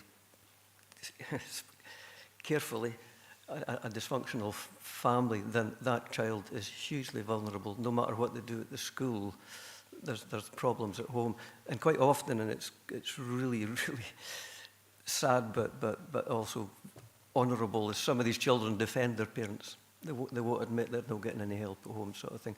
So if we can, from what your last few comments gives me confidence that you're well aware of that, and that's really important. That if many children, if you like, go off the rails because they don't do well at school, they don't fit in at school, and they're going home to a dysfunctional family. And that's where I think the social work can be really helpful to the school, and the school can be really helpful to the social services. So I'm really pleased that quite rightly you've identified that. Thank you. Yeah, thank you, Councillor. Any further questions? Councillor Dorward, then Councillor Young. Thanks, Chair. Thanks for the report. I think it shows how complex social work services, the complex landscape social work services have to cover, and thank you for the job that you do. It's really challenging. Adult social services, justice social work, which we always sometimes forget, but I never forget, doing a fantastic job. Resettlement, housing options, homelessness services, it's just endless, and I think a lot of the work goes on unseen, and a lot of the work goes on so we don't see it, and actually prevents things getting worse. So thank you for that as well. We sometimes forget to say thank you whilst we are constructively criticising the reports that we receive. So that's from the Labour group in total. But a small part on, it's a question on page 48. I'll let you turn to page 48. Really good reports here. Increase in mental health demand by 11%, and increase in requests for short-term detention 8% and emergency detention of 96%, which is quite concerning. Any idea of why that's happening? Thank you. Thank you. Rebecca, can you assist? Sorry, can you repeat that question? Of course. It's on page 48 of the report, is the appendix. And my question's about mental health referrals specifically, or increase in demand for mental health services, increased by 11% between Q1 and Q2. So is that normal? With a consistent increase in requests for a short-term detention certificate, which saw an 8% increase between Q1 and an emergency detention certificate, of which increased significantly by 96%. Again, is that normal, or is that exceptional circumstances, and why is that? Thank you. Many thanks for that, and thank you very much for repeating that. Yeah, it is primarily normal. I think that the difficulties that we're seeing within the mental health team for people coming through the services is that the impact that on poverty, and we see it in homelessness as well, is that actually increases the impact of that on their well-being and mental health, for example. There is a challenge at times round about the getting access to relevant GPs, doctors that can do short-term detention. So you'll see when that happens, there's an increase in emergency detentions, for example. And we're working closely with our colleagues within the Health and Social Care Partnership to mitigate some of that. The emergency detentions, you possibly see an increase of that over the winter period, because people do dip in their mental health, and we do see that there is a dip naturally. Hopefully that answers your question. Councillor Young. Thank you, Chair. Slightly off track, page 49, I'm referring to the bar charts. They don't really illustrate the true position. They're inaccurate.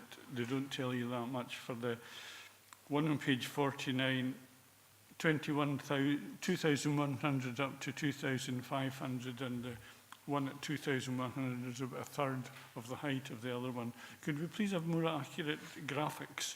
I would actually prefer trend lines in over 2 or 3 years, but at least anybody flicking through this would think, oh my goodness, there's been a huge increase in adult care referrals, and there hasn't. So could we have bar charts which accurately depict the situation? Thank you. Thank you, Councillor. Stephen? Yeah, thanks, Councillor Young. From a visual perspective, that's something that we did pick up on. So what we've effectively done is zoomed in at the top of the chart, if you like. So we'll make sure that it's more representative, so the percentage increase looks more like what it should do from a visual perspective. We'll absolutely take that on board moving forward. Any further questions from members? Okay, in that case, we'll go to the recommendations, please. The fairly straightforward recommendation this time. Members are asked to note the content of Social Work Services Activity Data Report, provide the appendix, which sets out activity for adult services, children and family services, justice, social work, resettlement, housing options and homelessness services. Comments, compliments and complaints in workforce and finance. Members happy to approve? Thank you. Moving on to agenda item number 8, Head of Service 6-month assessment from the 1st of April 2025 to 30th of September 2025 of adult services, housing options and homelessness service plan 25-26. This report sets out the assessment of the progress on the delivery of the service plan as agreed for 1st of April to 30th of September 2025. For highlighting where progress is currently reported at 0%, this is not reflective of the current position, as the work undertaking to date does not yet meet the milestone data set. The main report sets out high-level progress and achievements on the council plan and service plan delivery projects, and Rebecca is here and happy to take questions. Do you have any comments before we start, Rebecca? No, thank you, Chair. Okay, open to members for questions, please. Councillor Jordan. Thank you very much, Chair, and thank you for this report. And there's some really good news stories in here. It's really good to see that we've got 24 newly qualified social workers. It's really good to see that the social work traineeships are going well, that we've already had one cohort, we're on the second, and we're planning a third, so that's excellent. And it's also good to see that the supported accommodation in Lockerbie it has now been included in the SHIP, so that's really good news. I've got 3 questions. I'm going to try and be as succinct as I can. The first question is around supported accommodation for adults with complex needs. So I want to ask, firstly, what placements do we currently have for those adults? And it's a part B of this question. When will the Lockerbie site be up and running? My second question is regarding page 104, right at the bottom, the 2 columns regarding homelessness applications for care leavers. So I just want to know what we're already doing to try and support our care leavers so that we prevent homeless applications, however far down the line. sometimes our care leavers just need lifelong support. I just want to know what we're doing. And is there anything else we can do to support our care leavers to prevent them from being homeless? And my third question is on page 113, the original risk in failure to manage and support change. There doesn't appear to be any marker on that, so just wanted to establish where that was. So those are my three questions, but come back if you need me to clarify anything. Thank you. Yeah, thank you, Emma. Rebecca? Many thanks for your questions. I can probably answer a couple of those and include my colleague Charles, perhaps, in the response round about care leavers. Supported accommodation, yeah, you're absolutely, it is, we've done amazingly well. The Health and Social Care Partnership alongside social work has worked really hard, and that's reflected in the comments that you've made in terms of bringing the Lockerbie complex on site. I don't have the dates for completion on that, but I'm happy to get them for you. The third question, in terms of the risk, that is a new risk that we've introduced. Therefore, the figures will not be quite as we want them just yet, but we'll get there. The care leavers, what I can say, and it reflects on the previous question from one of our councillors about how we work together for young people. I can say that Children, Families, Charles, and myself and other people within the homeless and housing options team work incredibly hard together to ensure that we're meeting the needs of young people. So that includes, we're currently in discussions about bringing on stream accommodation for young people in the homeless team, and I know that in the homeless and housing prevention team, and I know that my colleague Charles is also looking at coming on board with that in terms of care leavers. We ensure when people do come through the homeless route that are young people, that we work collectively to mitigate any possible negative impacts of young people coming through that process, and that includes engaging with social work teams, etc., to make sure that we get the right, appropriate accommodation for their needs at whatever particular time they're coming through. Hopefully that's answered some of your questions, but I'm happy to come back if you've got anything else. Thank you. Charles, can you support? Yeah, thanks. And through yourself, Chair. Just to maybe add on what Rebecca has highlighted, we know that for this group of young people and young adults that we're not meeting the sort of aspirations that have sat around the sort of national vision around aftercare and transition support, and that's a whole systems challenge around the complexity of need and the trauma and distress they've experienced in their childhood. Some of the systems still aren't there to support that need when they require it. But we have, through our corporate parenting plan, a full subgroup commitment around that to improve that sort of transitional and aftercare area, that we've got partners in that space to try and improve that, because there are many vulnerable factors that will impact that on our young adults, addiction, mental health, going through the justice system, unfortunately, that will increase the risk of that unpredictable instability, and sadly homelessness is a factor within that, and that compounds the themes and issues around that. We in Dumfries and Galloway volunteered last year to work with the care inspector around a thematic review on that very area around transitions. There were a number of areas that we, in terms of gaps, that we were able to identify from that. One of the reflections from the care inspector in this area is that what they recognised was the richness of the commitment and the relationships that social work did offer through this group. And we have that dedicated transitions team that support that aftercare support.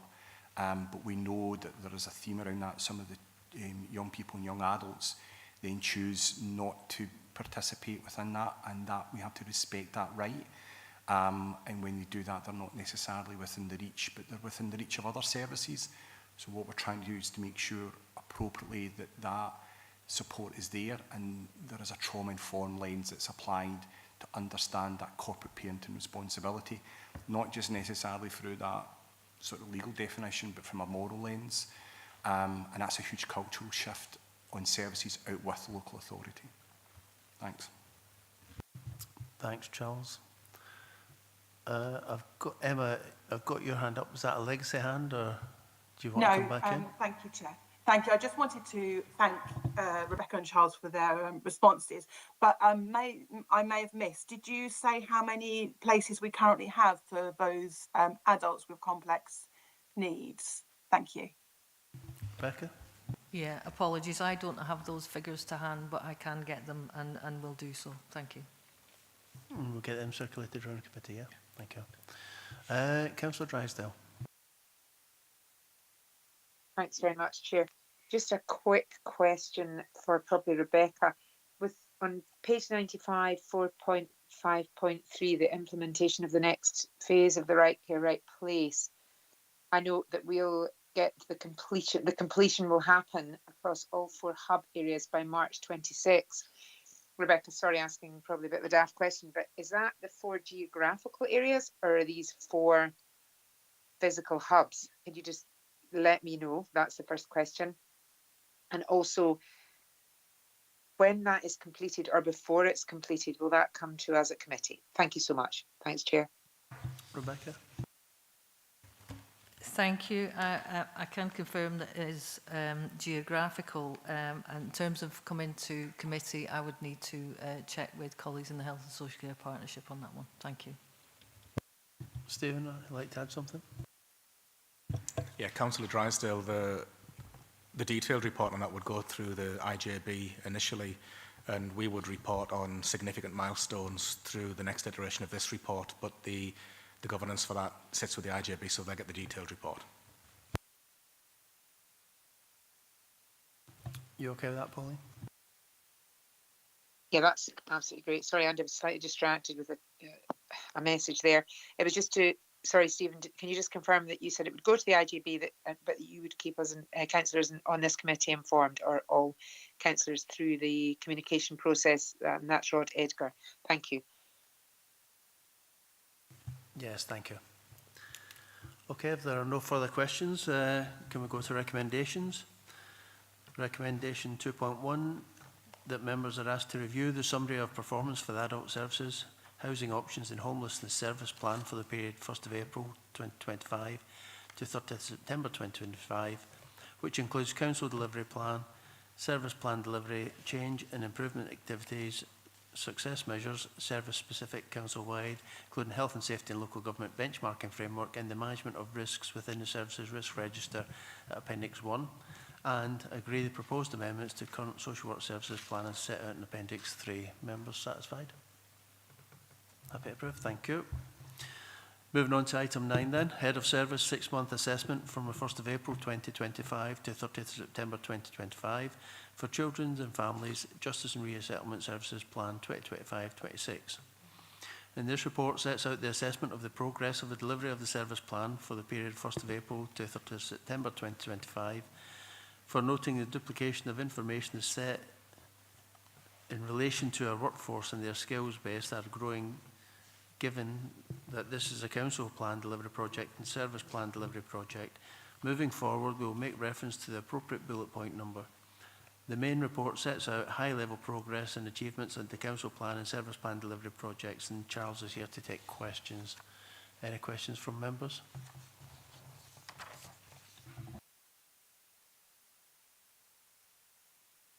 Councillor Jameson. Yeah, it's just a query regarding, it's on page 137. We talk about student placements and social work traineeships. You had 50 applications for 4 traineeships. Is that a budgetary constraint or college constraint? Are the students supported at the Frees and Galloway College?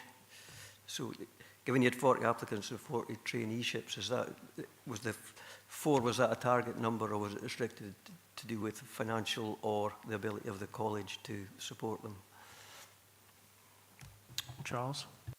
So, for yourself, Chair, Councillor Jimson, that's for our Grow Your Own scheme, so that's within our service itself. So there's a number of factors within that. One is we're taking within the service and putting them on the programme, and there's a capacity thing about those who can actually deliver that, and that's usually within our non-qualified social workers, so that will be our support workers or different areas, so the demand for that is high. There is a cost factor within that as well, there's no doubt about it. We know that there is real scope there to be able to grow and develop our social workers within. We've got a highly skilled, capable, non-qualified social work workforce that we know that have got huge amount of wisdom and experience, and holding on to them in terms of their expertise is very important to us.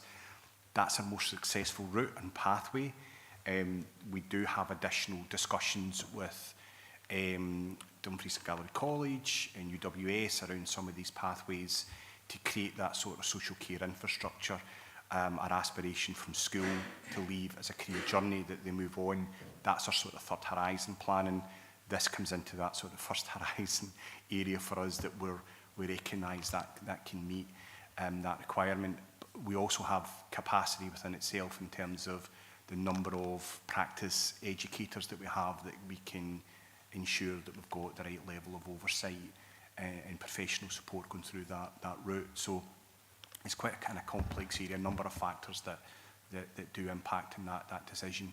You see from that demand is high, and in an ideal world we would have a different type of approach that we could have in terms of being able to balance that off better to give a greater commitment to meet that need. Thanks. No, that's really helpful. That clarifies things, but it's good that we've got the ambition, and you've got people wanting to join us. And it's a shame that we can't develop more of them. But I am encouraged that you've got a pathway forward for them, because that's one of the things I think that will encourage people to get involved, is there's a pathway to progress. So I mean, that's fantastic that that's there. Just hopefully we can build on it. But thanks for the clarification. Rebecca, would you like to add something?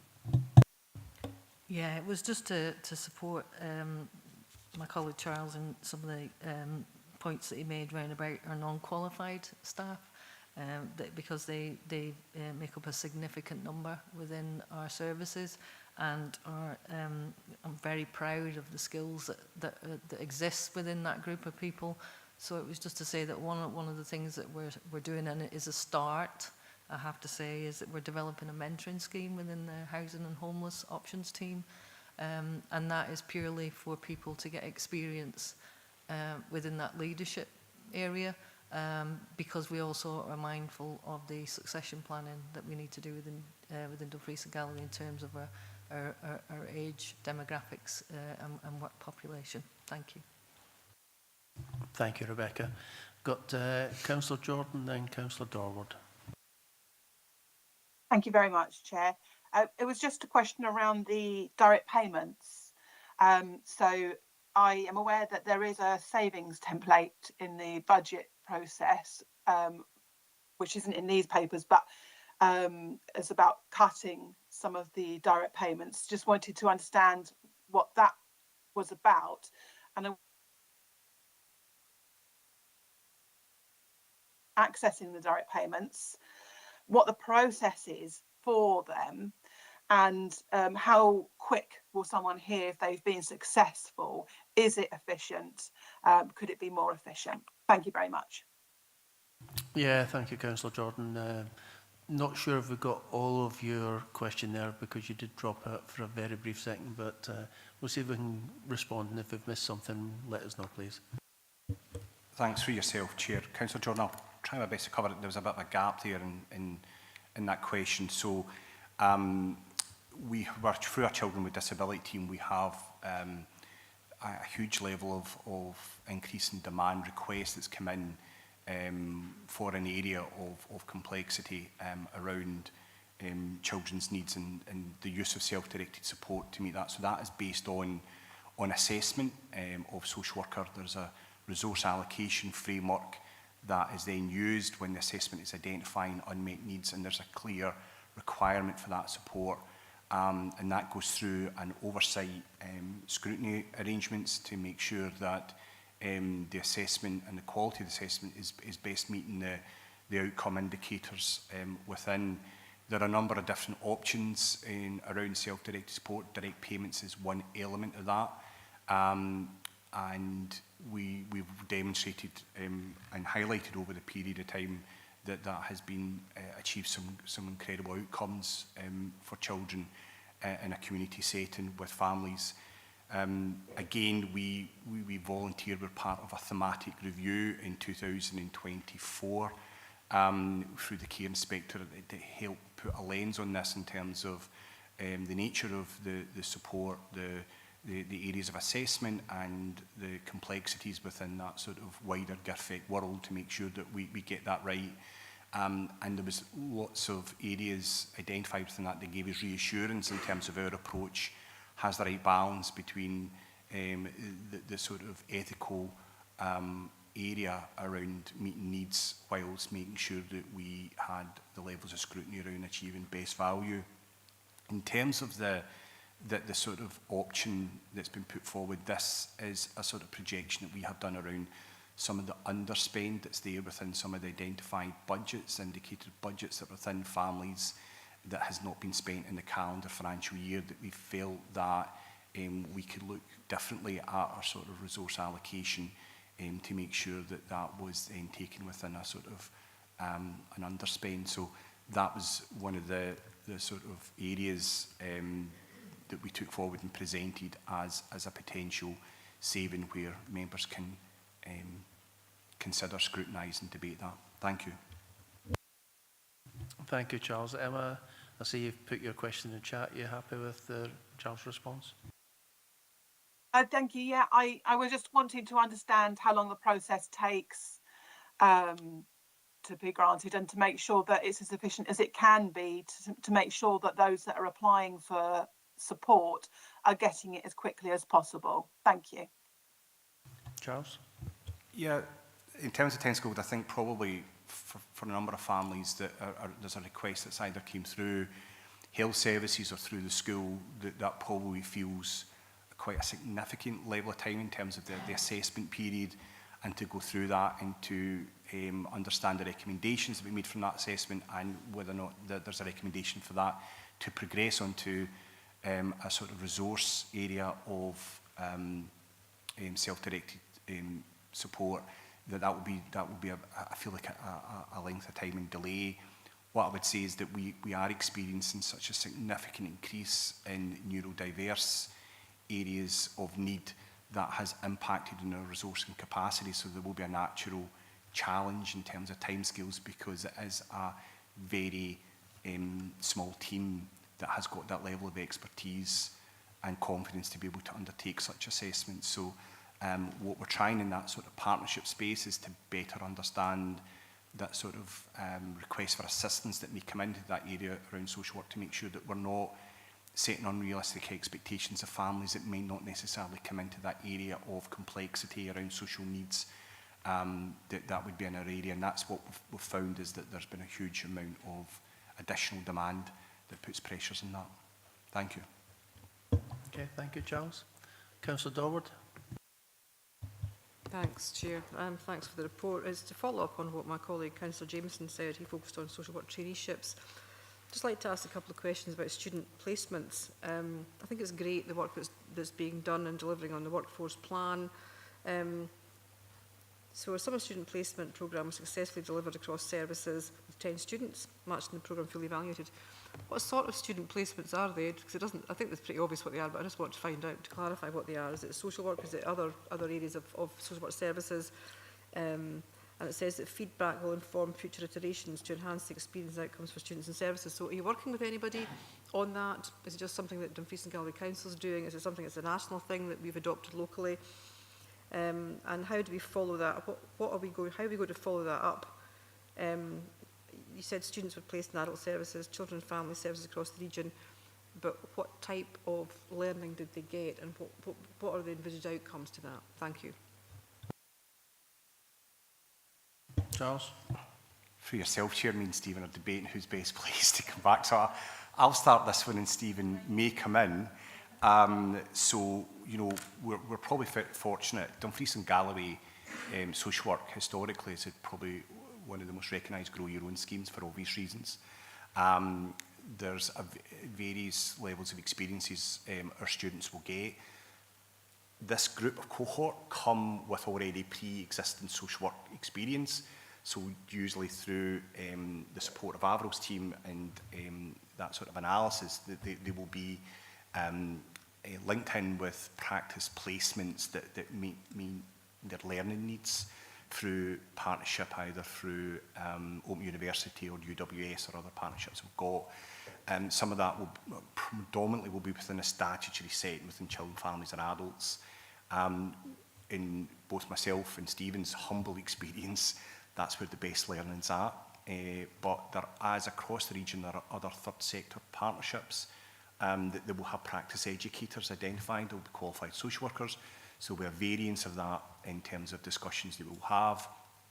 I think most of the universities do prefer that sort of experience to be one placement in-house as in the local authority statutory setting, one out with. But because the sheer size of Dumfries and Galloway regionally, the transportation for staff to move, we're trying to manage this the best way we can within our services. What we'd add is that the Grow Year scheme is hugely important for us. We know that's going to be our best platform to find our social workers of the future, to find our future chief social officers. Is through that and modelling them in our values and beliefs to deliver on what we want for our communities.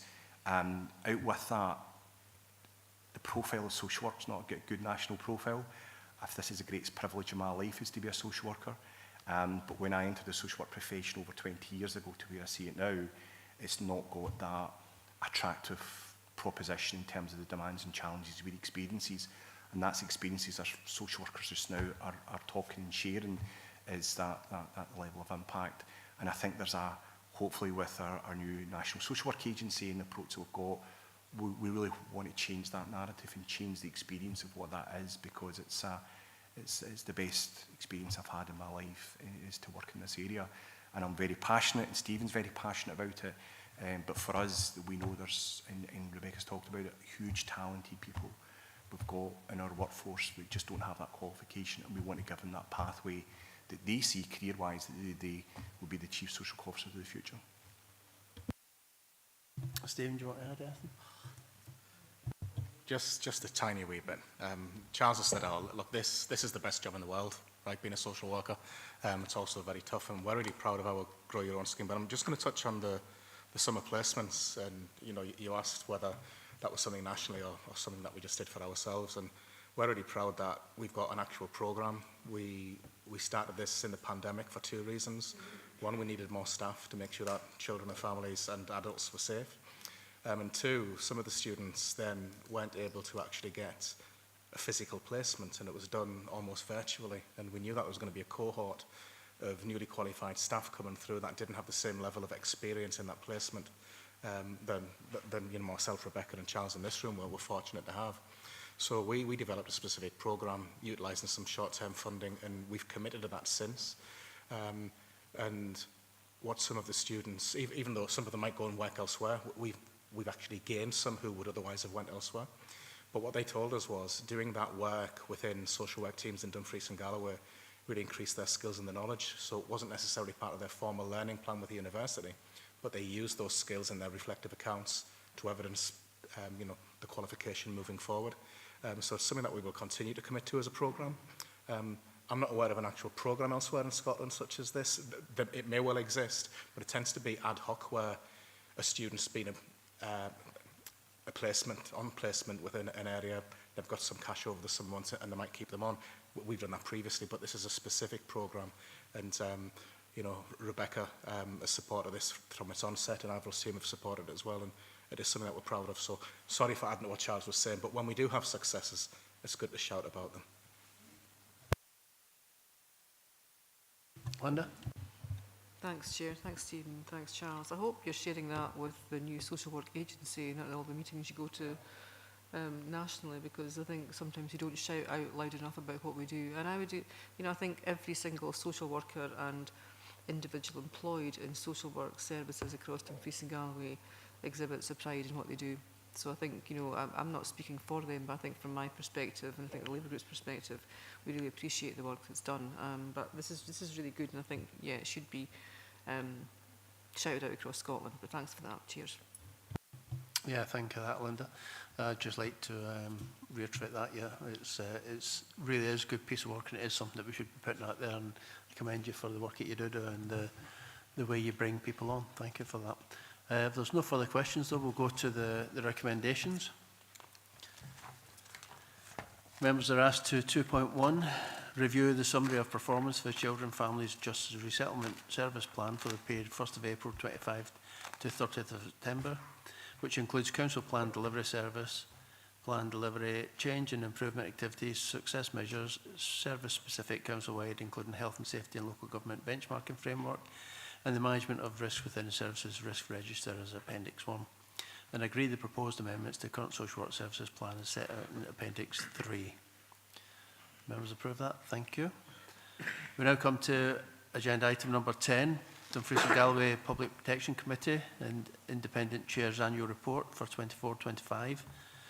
In Dumfries and Galloway, partners have a public protection partnership and the Public Protection Committee, and they report to our Chief Officer Group, Public Protection, Hamish McGee. Hamish McGee is the Independent Chair of the Dumfries and Galloway Public Protection Committee, and this is his report as the Independent Chair and is tabled for information and discussion of members. This annual report replaces the previous approach of 3 separate biennial reports which were required nationally, encompassing the child protection, adult support and protection, and the violence against women and girls agenda, to a single unified report, and will now be published on a more frequent basis. Nothing can be more important to us as a committee than the protection of the most vulnerable in our society, and this report highlights the high level of activity and growing number of significant challenges faced by those who work to protect those. Social work are represented on the PPC, with Stephen being Vice Chair and wider members of this team attending as necessary. And Hamish is here to present his report, and I thank him for his patience and hope that he's found it of interest listening to the previous agenda items. But I'll pass over to Hamish, see if you get anything to say, and then we'll open it up to members.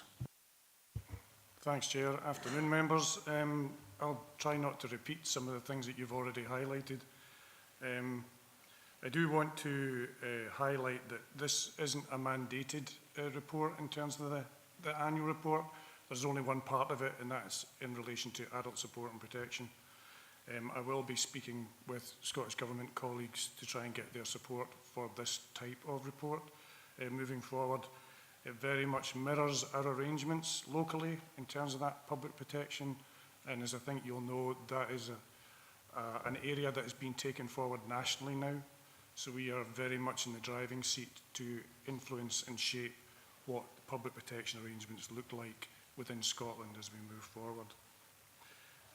I would also, it would be remiss of me not to take the opportunity to thank the staff across all the partners for their fantastic work in trying to keep the most vulnerable in our communities safe.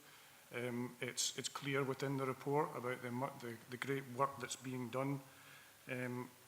And I would have to say as well, once again, and you've already had a lot of items here showing the pressures.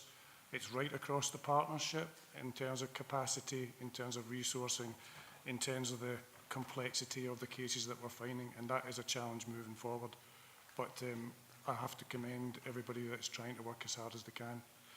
At that, I'm very happy to take any questions, and I would be very keen to hear any comments or observations on the style of the report. It is a public document. I'm always open to anything that might improve it, either for yourselves or for members of the public. So, thank you. Yeah, thank you for that, Hamish. And just to let members know that yourself and I have had conversations in relation to the format of the report, and I'm happy to support that and put my name to that to give you that sort of leverage if that's available. Stephen would like to make a comment, and then we'll have Councillor Dorward.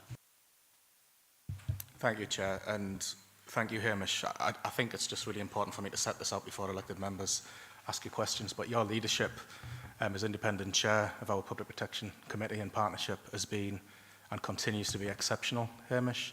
You've driven forward our understanding of our data, our analysis and our knowledge and our learning, and you've completed those circles where we didn't have them fully complete in the past. I think this particular report in the format that you've pushed for is an extremely positive way forward, and I know that the rest of Scotland are looking at this as a potential model, not just the report, but actually the whole committee and partnership structure that we have, and your leadership has been exemplary in that field. So thank you, Chair, for giving me a little bit of leeway to embarrass Hamish, but what I've said is pure fact. Credit where credit's due. Councillor Dorward. Thanks, Chair. Hi, Hamish. Thank you for the report. I'd just like to say from our group, I publicly thank you for the work you've been doing for a number of years, and the whole committee, because it's as you say, it's multidisciplinary, and we don't see the work that goes on there. We don't know about it unless something happens, unfortunately. But I think the reassurance that we get from this is the fact that the work goes on to prevent a lot of things happening. So that's really good. Under the unique model that you've adopted. I mean, shout loud about that with Scottish Government and throughout Scotland, because it's something else at Dumfries and Galloway. It's a first, and it works extremely well. One of the things I'd like to mention, I know a lot of the stuff you do is unseen, but you know, the 16 days of action against tackling violence against women and girls is always something that comes out, especially it's quite close to my heart. But the first public-facing event, this is one of the public things that came out of this, was the Reclaim the Night marches in Dumfries and Stranraer, which were brilliant. I think that shows how, you know, this committee can actually take things that are quite concerning and make them public events. The first Reclaim the Night event in Dumfries and Stranraer, so I think that's down to the work that you guys do. You know, you have, though, in the report mentioned some challenges. You've mentioned this in your opening speech about challenges with capacity and resourcing, which has been an ongoing theme for this committee, unfortunately. So it's on page 190. And basically just talking about, if I can get my, on 194,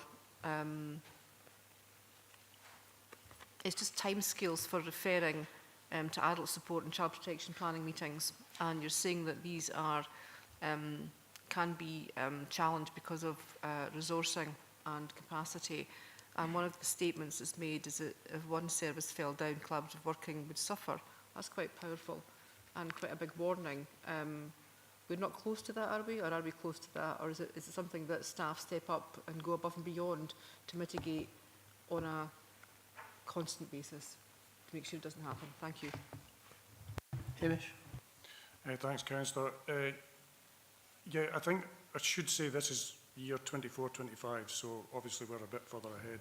I can't say that the challenges have got any easier. In fact, I would be honest and say they've got worse.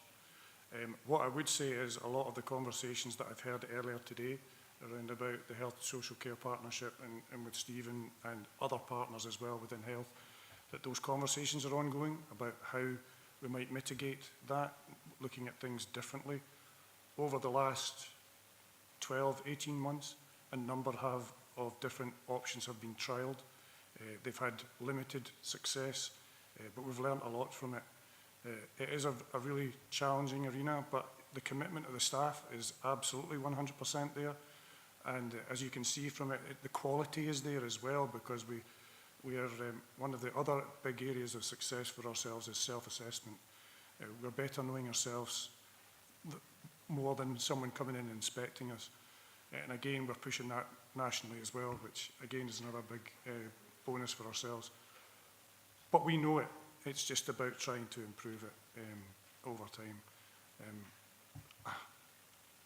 It is what it is, as you said earlier on. I think it's just it's every partnership, every member of the partnership is seeing the same thing. It's not just social work, it's health, it's Police Scotland, it's the whole lot.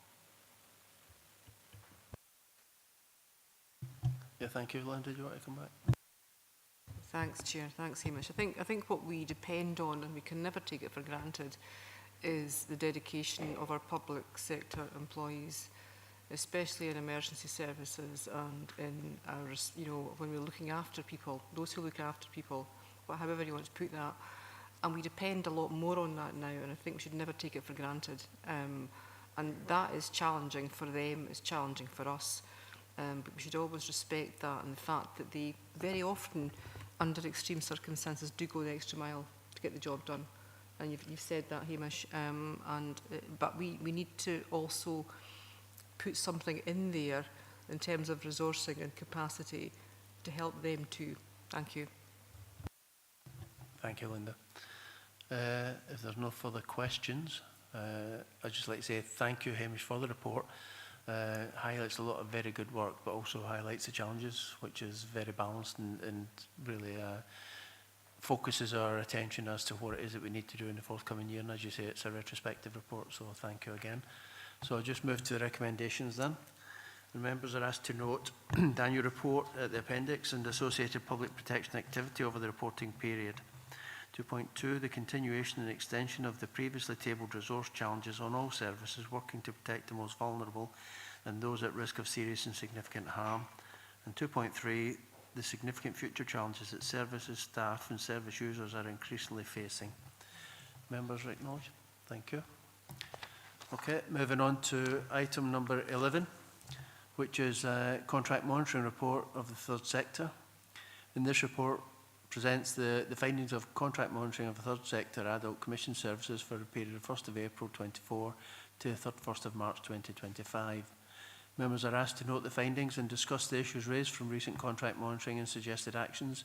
And the contract monitoring reports for care homes and care at home commission services was already presented to this committee on the 9th of October.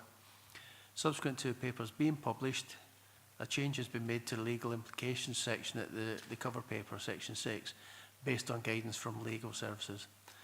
The Council's legal services shall provide support with any planned actions where appropriate, and if they have any questions, we can direct them to them. Open to I see we have Peggy Taylor with us to talk to this paper. Peggy, anything you wish to add before we open it to members? No, nothing to add at all. Happy to take any questions that anyone might have. Okay, open to questions, thanks.